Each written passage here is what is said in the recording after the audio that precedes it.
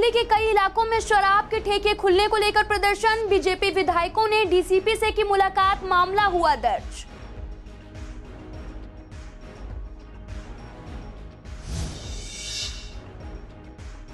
Metro west company नहीं कर रही सही से काम, एमसीडी का करोड़ों रुपए हुआ बेकार। पार्षदों ने रखी वार्ड की समस्या चेयरमैन के सामने।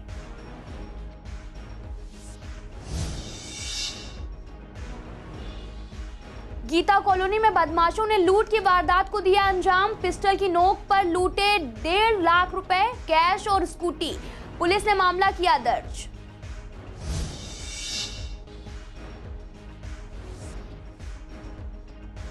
रेडीमेड गारमेंट पर जीएसटी बढ़ाने से भड़के व्यापारी। कपड़ा व्यापारियों ने किया विरोध प्रदर्शन। मार्केट में बढ़ेगी महंगाई, छोटे दुकानदारों को आगे आने में होगी दिक्कत।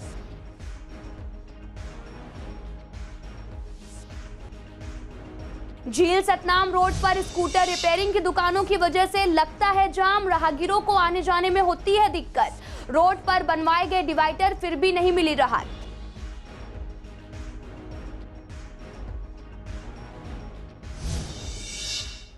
नमस्कार, मैं आपके साथ अंकिता पाल। आप सभी का पूर्वी दिल्ली खास में एक बार फिर से स्वागत है। रुक करते हैं खबरों की तरफ। लगभग सारी प्राइवेट शराब की दुकानें खुल गई हैं। वहीं जगह जगह शराब की दुकानों के विरोध प्रदर्शन भी किए जा रहे हैं। ऐसे में एक शराब का ठेका इहिबास हॉस्पिटल के ठीक सामने खोला गया है और जहां पर शराब की दुकान है उसी के पास मंदिर भी है और मंदिर के पीछे एक स्कूल भी है। आपको बता दें कि इसको लेकर RWA और स्थानीय निगम पार्षद ने विरोध प्रदर्शन जताया है। साथ ही लोगों का कहना है कि जब महिलाएं कुछ सामान लेने बाहर निकलती हैं तो उन्हें अच्छा नहीं लगता और शराब की दुकान खुलने से माहौल भी काफी खराब हो रहा। केजरीवाल ने ये गैर कानूनी काम किया है। महिलाओं की सुरक्षा पर एक बार फिर से सोचने की जरूरत है और हमारी मांग यही है कि ठेके को बंद कर दिया जाए। दिल्ली सरकार की आबकारी नीति 2021, जिसमें हर वार्ड में इन्होंने 3 ठेके खोलने हैं। ठेके भी विशाल ठेके, मॉडर्न टाइम के ठेके, जैसे USA और UAE में जैसे बड़े बड़े ठेके वैसे खोलेंगे। आप देखेंगे 50 मीटर पर मंदिर, 50 मीटर पर इहिबास इंस्टीट्यूट, जहां दिमाग के लोग आते हैं। और ये मार्केट छोटी ग्रोसरी शॉप के लिए बहनें आएंगे अपना सामान खरीदने। सी ब्लॉक के लोग कोई मार्केट नहीं है। लेकिन आप देखेंगे विशाल दुकान, वहाँ से लेकर वहाँ से दुकान खोल दे शराब की। दुकान का लैंड यूज कुछ और है, दुकान तोड़ दी गई, बड़ा स्टोर बनेगा, बड़ी दुकान खुलेगी, सब लोग आएंगे। दिल्ली सरकार क्या चाहती है? आबकारी नीति उम्र 21 कर दी। बहनों के लिए पिंक ठेके खोलेंगे और हर वार्ड में 3 ठेके खोलेंगे। मैं दिल्ली सरकार से पूछना चाहता हूं, पीने का शुद्ध पानी आप दे नहीं पा रहे हैं, अच्छी एजुकेशन दे नहीं पा रहे हैं, स्कूल की बिल्डिंग आपकी टूट रही हैं और आप इस तरह से आपके ठेके गली कुचों में खोल रहे हैं। तुरंत आपका आबकारी नीति 2021 के वापस ले और दिल्ली में दिलशाद गार्डन में जो सी ब्लॉक में जो ठेका खोल रहे हैं तुरंत वापस लें, नहीं तो दिलशाद गार्डन रेजिडेंट वेलफेयर के लोग, पूरे दिलशाद के लोग सड़कों पे उतरेंगे और ठेका बंद कराएंगे। तो सबसे ज़्यादा असर हमारे बच्चों पे पड़ेगा और बच्चे जब बर्बाद होंगे तो माँ की हालत क्या होती है ये बताने की ज़रूरत नहीं है। पता नहीं है केजरीवाल जी इस चीज़ को एहसास कर रहे हैं या नहीं कि ये बहुत बड़ा मतलब एक नुकसान है माताओं के लिए तो सबसे ज़्यादा। वो एक दुकान से हम परेशान थे, अब इन्होंने 6 दुकानें अंदर से तोड़ के, जो कि बिल्कुल अवैध निर्माण है, उसके तहत अवैध निर्माण करके 6 दुकानें खोल दी। आप देखिए इतनी बड़ी दुकान, जबकि एक ये ब्लॉक के पास मार्केट है, यहाँ पे छोटी छोटी ग्रोसरी की दुकानें होनी चाहिए जिसके लिए ये मार्केट बनाई गई थी, ना कि ये इतने बड़े बड़े ठेके खोलने के लिए।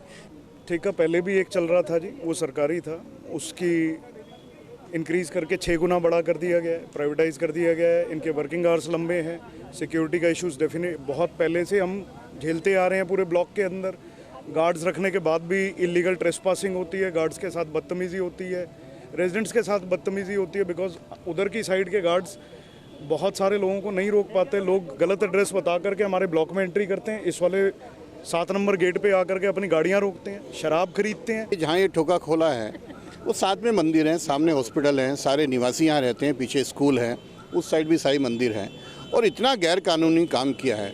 ये लोकल कन्वीनियंट शॉपिंग सेंटर हैं, CSC बोलते हैं, DD ने जो अलॉट किया था, यहाँ पर 8 फुट की 10 फुट की दुकानें जो दी थी, अलॉटी दी थी कि जो C ब्लॉक के लोगों के लिए रोज़मर्रा की चीज़ों के लिए दुकान खोले, परचून की दुकान खोले, कापी किताब की दुकान खोले, और उस सारे स्ट्रक्चर को तोड़कर जो ओरिजिनल अलॉटमेंट आप चेक करें।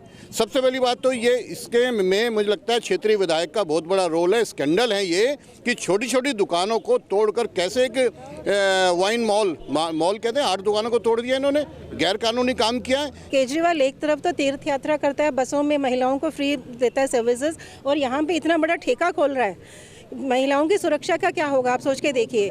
जो आसपास में जो लोग होते हैं वो पूरा तंग करेंगे, जो लेडीज़ जाएंगी उनको परेशानी होगी, महिलाएं, बुजुर्ग, बच्चे, सबको दिक्कत होने वाली है। और ये जो यहाँ पे इन्होंने बिल्कुल सामने हॉस्पिटल है, इधर मंदिर है, दोनों जगह महिलाओं का आना जाना होता है। रात के समय महिलाएं यहाँ पे बिल्कुल भी असुरक्षित हो जाएंगी। तो इसके लिए सबसे पहला मांग यही है कि इस ठेके को यहाँ पे बंद किया जाए। नई आबकारी नीति को लेकर शराब की दुकानें खुलने के विरोध में प्रदर्शन किए जा रहे हैं, जिसको लेकर शराब की दुकानों के इंचार्ज ने विधायक जितेंद्र महाजन के खिलाफ शिकायत दर्ज कराई है। इसी को लेकर पूर्वी दिल्ली के विधायक जितेंद्र महाजन, अजय महावर और साथ ही अनिल वाजपेयी और साथ ही ओम प्रकाश शर्मा ने DCP आर साथी सुंदरम से भी मुलाकात की है और DCP से भी कहा कि मामले की निष्पक्ष जांच हो और उसके बाद ही कार्रवाई की जाए। आपको बता दें कि पूर्वी दिल्ली के कांति नगर, रोहताश नगर और साथ ही विश्वास नगर, यमुना विहार में भी प्रदर्शन देखने को मिल रहे हैं। मेरा कहना है कि इस नई आबकारी नीति के खिलाफ पूरी दिल्ली में जो आंदोलन चल रहा है उसको दबाने के लिए दिल्ली सरकार और शराब माफिया, ये दोनों लोग मिलकर जगह जगह आंदोलनकारियों को दबाने की कोशिश कर रहे हैं। और उसी क्रम में शराब माफिया और दिल्ली सरकार ने मिलकर हमारे खिलाफ झूठा केस रजिस्टर्ड हुआ है।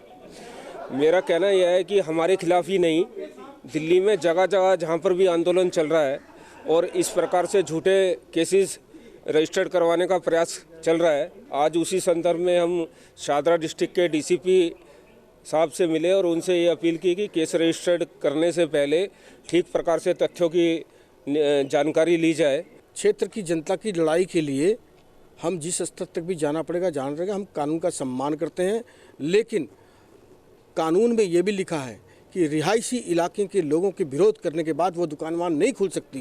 तो विरोध कैसे होगा, विरोध पता कैसे लगेगा? आप उनसे कहोगे कि रिहायशी इलाके के लोग विरोध कर रहे हैं तो वो मानते नहीं। 400-500 चिट्ठियाँ आई हुई है मेरे पास, वो भी मैं सबमिट कर चुका हूँ, दिखा चुका हूँ लोगों को। सारे RWA, मार्केट एसोसिएशन सब परेशान हैं। प्राइमरी स्कूल नगर निगम के बगल में शराब का ठेका खोला गया है, इसी तरीके से कृष्णा नगर में खोलने की तैयारी है। और हम लोग पब्लिक रिप्रेजेंटेटिव हैं। अगर जितेंद्र महाजन जी कोई गलत काम तो कर नहीं रहे हैं, कोई दुकान लूटने तो जा नहीं रहे हैं, हम लोग पब्लिक के रिप्रेजेंटेटिव हैं। और अगर जनता के लिए लड़ रहे हैं तो गलत क्या कर रहे हैं, और उसमें इस तरीके से गलत FIR दर्ज करा दी गई। आज हम इस संबंध में माननीय DCP साहब से मिले थे कि अगर मंदिर पास में हो, स्कूल पास में हो तो शराब का ठेका नहीं खुल सकता। तो अरविंद केजरीवाल अपने बनाए हुए कानूनों की धज्जियां उड़ा रहे हैं और अरविंद केजरीवाल को बेनकाब करेंगे। और अभी तो आंदोलन की शुरुआत हुई है। हाल ही में चौहान बांगर इलाके में भी शराब के ठेके को लेकर पार्षद जुबेर चौधरी की एक दुकान वाले ठेका बंद करने के बाद भी एक वीडियो वायरल हो रहा है। आपको बता दें कि जिसमें जुबेर चौधरी जो हैं वो इलाके में ठेका खोलने की हिदायत दे रहे हैं। इस मुद्दे को पार्षद जुबेर चौधरी ने जॉन की मीटिंग में उठाया और चेयरमैन से अपने वार्ड में 5 शौचालय खोलने की भी परमिशन मांगी।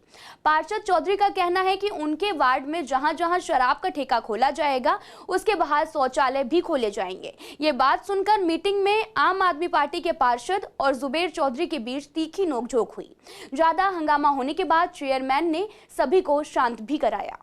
मैंने पूरे रोड पे घूम के जो मेरा एरिया है चौहान बागर वार्ड, उसमें लोगों से अपील की थी हाथ जोड़ के, पोस्टर लगा के कि कोई भी अपनी जगह शराब के ठेके को किराए पे ना दे, क्योंकि इससे इलाके का माहौल ख़राब होगा, नुकसान होगा, आने वाली नस्लें नुकसान होगा इससे।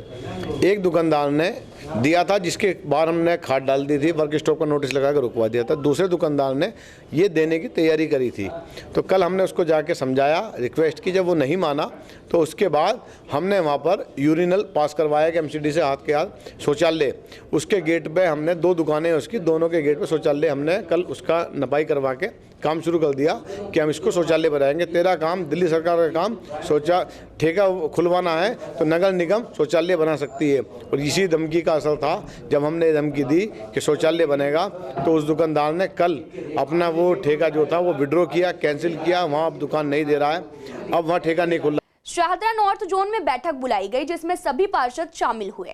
मीटिंग में वार्ड की समस्याओं पर चर्चा हुई। वहीं चेयरमैन प्रवेश शर्मा और अधिकारियों से सबसे ज्यादा बड़ी समस्या जो है वो मेट्रो वेस्ट कंपनी के काम को लेकर जताई गई। पार्षदों का कहना है कि सफाई का काम प्राइवेट कंपनी मेट्रो वेस्ट के हाथों में आ गया है। तब से इलाके में सफाई बदहाल है और एमसीडी का करोड़ों रुपए भी खर्च हो चुका है और जिससे जो है वो बेकार भी साबित हुआ है। पार्क की फैंसी लाइटें जो हैं वो समस्या जो है वो चेयरमैन के सामने पार्षदों ने रखी और प्रवेश शर्मा चेयरमैन ने भी इस शिकायत के बाद अधिकारियों को फटकार भी लगाई और जल्द जवाब देने के लिए भी कहा है। वहीं चेयरमैन ने अपने इलाके में बने पार्क की सफाई को लेकर भी नाराजगी जाहिर की और अधिकारियों की भी जो है फटकार लगाई है। आज के इशू आए थे उनमें सफाई का इशू, कुछ पार्षद सेटिस्फाई थे मेट्रो के काम से, कुछ नहीं थे। तो हमारा कोशिश है कि कोई पार्षद इस काम से नाराज ना हो, उस काम हो उसकी मर्जी से, इलाके में सफाई हो, लोग संतुष्ट हो। दूसरा लाइट का इशू था, लाइटों के लिए जो 50 लाइटें अभी घोषणा की गई थी हाउस के अंदर, तो वो अगले महीने तक लाइटें सबको दे दी जाएंगी डार्क पॉइंट्स के ऊपर। एक बड़ा इशू आज उठा पौधों की ट्रिमिंग का। तो ट्रिमिंग के लिए हमारे पास साधन अब तक कम थे, लेकिन गाड़ी हमारे पास अब आ गई है, जिस गाड़ी में हाइड्रोलिक लगी हुई है, तो धीरे धीरे वो काम भी रूटीन बना जाएगा। पूर्वी दिल्ली में दिन पे दिन जो है लूट की खबरें सामने आ रही हैं। मौका देखकर लुटेरे लोगों के साथ लूट की वारदात को अंजाम देते हुए नजर आते हैं। ऐसा ही एक मामला शाहदरा जिला के गीता कॉलोनी इलाके से सामने आया है, जहां पर बदमाशों ने लूट की है। लुटेरों ने जो है वो कल देर शाम पिस्टल की नोक पर करीब 1.5 लाख कैश लूट लिया और साथ ही पीड़ित की स्कूटी भी लूटकर मौके से फरार हो गए। इसकी खबर गीता कॉलोनी थाने की पुलिस को दी गई। जैसे ही पुलिस को खबर मिली, पुलिस मौके वारदात पर पहुंची और बदमाशों की जांच जो है वो शुरू कर दी है। जीएसटी काउंसिल ने कपड़े एवं रेडीमेड गारमेंट पर जीएसटी की दरों को 5 से बढ़ाकर 15% कर दिया है, जिसको लेकर गांधीनगर में कपड़ा व्यापारियों ने विरोध जताया है और दुकानदारों का कहना है कि कोरोना की वजह से वैसे ही लॉकडाउन लगा हुआ था, जिससे पहले ही काफी नुकसान हो चुका है। अब कपड़ों पर जीएसटी लगने से लोग भी काफी परेशान हैं और दुकानदारों को भी कपड़े बेचने में मुश्किल आएगी। मार्केट में महंगाई बढ़ेगी और साथ ही छोटे व्यापारियों के आगे आने में भी मुश्किल होगी। साथ ही व्यापारियों ने चेतावनी देते हुए कहा कि सरकार अगर कुछ नहीं करती है तो दुकानदार मार्केट को बंद कर देंगे। अब 5% से 12% जीएसटी होना।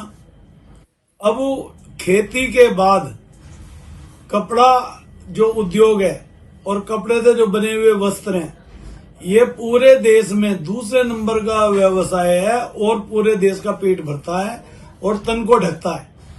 अगर गवर्नमेंट ने इसको 5% से 12% किया तो ये वट नेचुरल ये जो है ना कि इस पर बहुत बुरा असर पड़ेगा व्यापार का और गरीब आदमी के तन से कपड़ा खिसकेगा। और जो व्यापारी टैक्स देता है जिससे देश चलता है, जैसे कामधेनु गायें होती है, ये उसी के पेट में लात मार रहे हैं और उसके लात मारने से ये व्यापार का बेड़ा गर्क करने जा रहे हैं। मैडम, जितना व्यापारी इस गवर्नमेंट के टाइम में परेशान हुआ और इस समय में परेशान हुआ, शायद पीछे कभी व्यापारी इतना परेशान नहीं हुआ।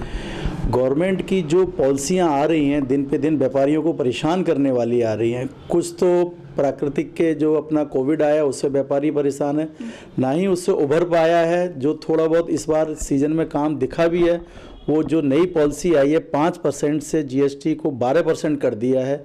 कहीं भी व्यापारियों को रियायत देने वाली तो ये पार्टी और गवर्नमेंट दिख ही नहीं रही है। आम आदमी के ऊपर ये 5 से 12% टैक्स करके बहुत ही बोझ बढ़ाया है। कुछ महीनों से निरंतर कपड़े में तेजी का माहौल है। पिछले 6 महीने के अंदर 30 से 35% कपड़े के दाम बढ़ चुके हैं और उस हालात में अभी भी निरंतर कपड़े के दाम बढ़ रहे हैं। उससे कपड़ा व रेडीमेड गारमेंट में बहुत ज़्यादा तेज़ी है। आम आदमी के लिए बहुत मुश्किल हो रहा है कि नए रेटों पर माल खरीदने में उनको परेशानी आ रही है। परंतु 5 से 12% टैक्स करना 7% और महंगा कपड़ा हो जाएगा, जिससे आम आदमी को बहुत परेशानी का समय झेलना पड़ेगा। झील सतनाम रोड पर अधिकतर जाम जैसी स्थिति देखने को मिलती है। जब हमारी संवाददाता वंदना कश्यप ने सतनाम रोड पर का जायजा लिया तो पता चला कि स्कूटर रिपेयरिंग की दुकानों की वजह से जाम लगता है, क्योंकि दुकानदार ऑटो डिस्प्ले जो है रोड पर होने की वजह से जाम लग जाता है, जिससे राहगीरों को आने जाने में दिक्कत होती है। साथ ही अवैध रूप से ऑटो रिक्शा और टेम्पो भी खड़े रहते हैं, जिसके कारण जाम जैसी स्थिति पैदा हो जाती है। इन सबको देखते हुए रोड पर डिवाइडर भी बनाए गए, लेकिन जाम की स्थिति से अभी तक भी राहत नहीं मिल पाई है। मैडम, यहाँ पे डिवाइडर बनवाया था इसीलिए कि यहाँ पर जाम ना लगे, क्योंकि बहुत जाम लगता था यहाँ पर जाए, उसकी वजह से डिवाइडर बनवाया था हमने यहाँ पर जाए। और उसके बाद भी हालत यह है कि गाड़ियाँ आड़ी तिरछी यहाँ पर खड़ी होती हैं ऑटो वगैरह डिस्प्ले वगैरह करने के लिए। लेकिन सबसे बड़ी हैरानी की बात यह है कि ट्रांसपोर्ट डिपार्टमेंट ने पूरी दिल्ली के अंदर सिर्फ 5 ऑटो डीलर अथराइज किए हुए हैं ऑटो बेचने के लिए, और ओल्ड ऑटो बेचने के लिए एक भी ऑटो डीलर अथराइज नहीं है। सारा काम इलीगल रूप से हो रहा है इन सड़कों के ऊपर जाए, जिसका ट्रैफिक पुलिस को, दिल्ली पुलिस को, एमसीडी को और आपके ट्रांसपोर्ट डिपार्टमेंट को सब जगह हमने शिकायत लिख कर दी हुई है, लेकिन सब जगह कोई कार्रवाई करने को तैयार नहीं होता। काफ़ी जाम लगता है, दिन में तो बहुत ही जाम लगता है। बस नहीं निकल पाती, डीटीसी की बस निकलने में मुश्किल हो जाती है, मुड़ भी नहीं पाती। जाम की वजह से काफ़ी दिक्कत आती है, जाम की वजह से निकलना मुश्किल हो जाता है। स्कूटर है, गाड़ी है, सब दिक्कत आती है। देश की राजधानी दिल्ली में प्रदूषण का स्तर अभी भी खराब स्थिति में बना हुआ है। हालांकि हवा चलने से स्थिति में थोड़ा सुधार जरूर हुआ है, लेकिन ऐसे में लोगों को काफी परेशानी भी हो रही है। प्रदूषण से लोगों की आंखों में जलन, सांस लेने में दिक्कत और अस्थमा जैसी दिक्कतें लोगों को हो रही हैं। ऐसे में हमारे संवाददाता मोहित शर्मा ने स्वामी दयानंद अस्पताल के सीएमओ डॉक्टर ग्लैडविन त्यागी से बात की, तो उन्होंने कहा कि जैसे कोरोना से बचाव के लिए मास्क, सैनिटाइजर और 2 गज की दूरी रखना अनिवार्य है। आपको बता दें कि ठीक उसी तरह से प्रदूषण से बचाव के लिए घर से निकलते समय मास्क पहने, आंखों को छूने से पहले हाथ धोएं, हाथों को सैनिटाइज करते रहें, जिससे सांस की बीमारी, दमा, अस्थमा के केस ज्यादा ना बढ़ें। ऐसे में बचाव करना है जैसे कोरोना के वक्त किया था। पिछले 1 महीने से जब ये समस्या चल रही थी तो हमने एडवाइजरी भी दी थी कि भाई लोग कम से कम घरों से बाहर निकलें, अनायास घर से बाहर ना जाएं, घर के खिड़की दरवाजे बंद रखें। जो लोग मॉर्निंग इवनिंग की वॉक्स कर रहे हैं उनको थोड़ा रेस्ट्रिक्ट करें, घर में ही हल्का फुल्का व्यायाम करें, क्योंकि जो लोग थोड़े इस चीज़ को लेकर सेंसिटिव होते हैं, जैसे सांस के मरीज़ हैं, तो उनमें सांस की बीमारियाँ, दमा, अस्थमा के अटैक ये स्वाभाविक रूप से बढ़ जाते हैं। इसके अलावा क्योंकि दमा एक प्रकार की एलर्जी है, अस्थमा, तो इसी तरीके से वो लोग एलर्जी के लिए भी प्रोन होते हैं। तो नाक से पानी जाना, आंखें लाल हो जाना, फिर उसमें फ्लू में कन्वर्ट हो जाना, ये एक सतत प्रक्रिया है। तो मैं ये कहना चाहता हूँ इसमें कि वही बचाव करना है जैसे आपने कोविड में बचाव किया था कि 2 गज की दूरी, मास्क है ज़रूरी जो हम बोलते थे, ऐसे ही यहाँ पे भी आप अपने आप को, अगर फ्लू हो जाता है तो जिन लोगों को फ्लू है वो अपने जब चीज़ों को छूते हैं तो उसमें हैंड वॉशिंग का ध्यान रखें, अपने आईज पे स्पेक्टिकल्स वगैरह लगा के रखें ताकि उसका स्प्रेड ना हो। प्रदूषण के मद्देनजर दिल्ली सरकार नई नई नीतियां बनाने में जुटी हुई है। वहीं दूसरी तरफ अब जो दिल्ली सरकार ने प्राइवेट बसों को किराए पर लेकर सड़कों पर उतारा है, जिससे जो लोग हैं वो अधिक से अधिक पब्लिक ट्रांसपोर्ट का इस्तेमाल करके प्रदूषण के स्तर में कमी लाने में योगदान दे सके। वहीं लोगों का कहना है कि कई रूट्स पर बसों की कमी है और कई लोगों को अभी इन बसों की जानकारी भी नहीं है। उसके बावजूद लोग प्राइवेट बसों का जो है इस्तेमाल कर सकें और इसमें उन्हें काफी सुविधा मिल रही है और साथ ही समय की बचत भी हो रही है। और ये प्राइवेट बसें हैं, लेकिन इनका जो किराया है वो डीटीसी बसों के जितना ही है। नहीं, किराया वही है जो उसमें मतलब लेडीज फ्री चल रही है, इसमें पास डीटीसी सब जो डीटीसी सुविधा दे रही है वो इसमें सुविधा जी बिल्कुल होगा। जब कोई सरकार सोच है, नई सोच है, तो इससे भी सोच से फर्क जरूर पड़ेगा। बहुत बढ़िया हुआ ये बहुत कम ही बस देखने को मिलती है मालवीय नगर जाने आने के लिए। 543 है, वो भी बहुत कम ही मिलती है, सवारी फुल हो जाती है, भागते रहते हैं, रोकते नहीं हैं। पर प्राइवेट बस है, इसमें नई जानकारी मिली है, इससे बढ़िया है। ये जो नई बसें चलाई गई हैं ये लोगों के लिए काफ़ी फ़ायदेमंद है और इससे सीएनजी बस चलाई गई हैं, ये इससे पोल्यूशन भी बहुत कम हो रहा है। मिल जाती हैं, वैसे मिलती हैं बस रूट्स पर, आजकल बस तो काफ़ी चलती हैं, सर्विस अच्छी है काफ़ी बसों की। इस तरीके से सुविधा है, जैसा 33 नंबर कम है और मुझे 33 ही चाहिए भजनपुरा वाली, बाकी यहाँ रुकती भी नहीं। तो प्राइवेट बस जो चलती है, चला तो कल से अच्छे मिलते। बहुत बढ़िया है, नई बसें तो ठीक थी, फिर भी एक्स्ट्रा हो गई, सही हो गई।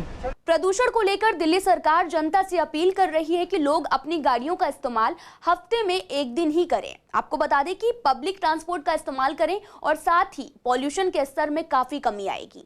आपको बता दें कि वहीं दिल्ली वासियों का कहना है कि केजरीवाल हमेशा जनता से ही काम करवाना चाहते हैं, लेकिन खुद कुछ काम नहीं करना चाहते। लोगों का कहना है कि क्या केजरीवाल ने इतने पब्लिक ट्रांसपोर्ट दिए हैं कि हर जगह आने जाने की सुविधा हो सके। साथ ही कई जगह जाने पर किराया इतना ज्यादा है कि लोग अफोर्ड ही नहीं कर सकते। आपको बता दें कि वहीं कुछ जगहों पर तो गाड़ी चलाकर ही जाना पड़ता है। ट्रांसपोर्ट की समस्या बनी रहती है और समय भी जो है वो काफी बर्बादी होती है और केवल एक दिन के लिए कोई अपनी गाड़ी नहीं छोड़ सकता। इसलिए सरकार को किसी और तरीके से पॉल्यूशन को कंट्रोल करना चाहिए, ना कि जनता को परेशान करना चाहिए।